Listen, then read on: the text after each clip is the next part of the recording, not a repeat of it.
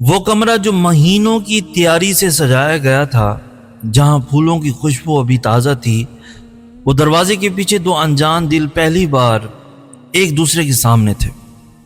اس لمحے میں جو کچھ ہوتا ہے وہ صرف اس رات تک محدود نہیں رہتا، بلکہ اکثر ساری زندگی کی بنیاد بن جاتا ہے۔ اور یہی وہ راز ہے جسے سمجھنا ہر اس انسان کے لیے ضروری ہے جو آج نکاح کی دہلیز پر کھڑا ہے۔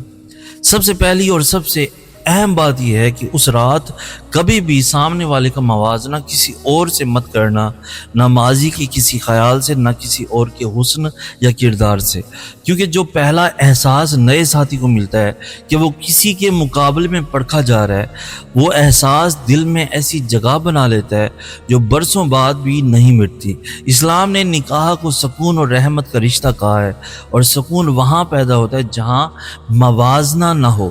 دوسری بات یہ ہے کہ اس پہلی ملاقات میں کبھی جلد بازی یا سختی نہ دکھانا۔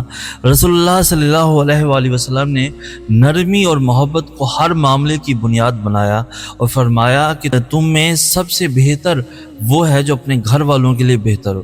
پہلی رات کی نرمی، صبر اور باہمی احترام دراصل وہ بنیاد رکھتی ہے جس پر ساری زندگی کی محبت کھڑی ہوتی ہے۔ اسلام نے یہاں تک تعلیم دی کہ ملاپ سے پہلے دعا اور نرمی کا اہتمام کیا جائے تاکہ یہ رشتہ سکون سے شروع ہو، سختی یا عجلت سے نہیں۔ تیسری بات یہ ہے کہ اس رات کبھی بھی طنز، تنقید یا ایسی بات نہ کرنا جو سامنے والے کی عزت نفس کو ٹھیس پہنچائے، کیونکہ پہلی ملاقات کا ہر لفظ دل پر نقش ہو جاتا ہے، اور جو لفظ نرمی اور محبت سے کہے جائیں وہ ساری زندگی یاد رہتے ہیں، اور جو الفاظ طنز یا مذاق میں کہے جائیں وہ بھی ساری زندگی یاد رہتے ہیں۔ فرق صرف اتنا ہے کہ ایک محبت کی بنیاد بنتا ہے اور دوسرا دوری کی۔ چوتھی بات یہ ہے کہ اس رات ایک دوسرے سے کھلے دل سے بات چیت ضرور کرنا، خاموش رہ کر صرف رسمی طور پر وقت گزار دینا ایک بہت بڑی غلطی ہے۔ اسلامی تعلیمات میں نکاح کے بعد پہلی ملاقات میں مسنون دعا اور ایک دوسرے سے تعارف کی ترغیب دی گئی ہے تاکہ دونوں دلوں کے درمیان اجنبیت ختم ہو اور تعلق کا آغاز اعتماد سے ہو۔ جو جوڑے اس پہلی رات کو صرف خاموشی میں گزار دیتے ہیں وہ اکثر برسوں تک اس اجنبیت کا بوجھ اٹھاتے رہتے ہیں۔ اور سب سے گہری بات یہ ہے کہ اس رات اللہ کو مت بھولنا۔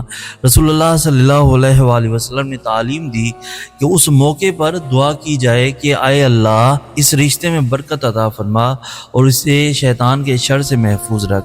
جو جوڑا اس پہلی رات کو اللہ کے نام سے اس کی رضا کے ساتھ شروع کرتا ہے، اللہ اس رشتے میں وہ برکت رکھ دیتا ہے جو زندگی بھر محسوس ہوتی ہے۔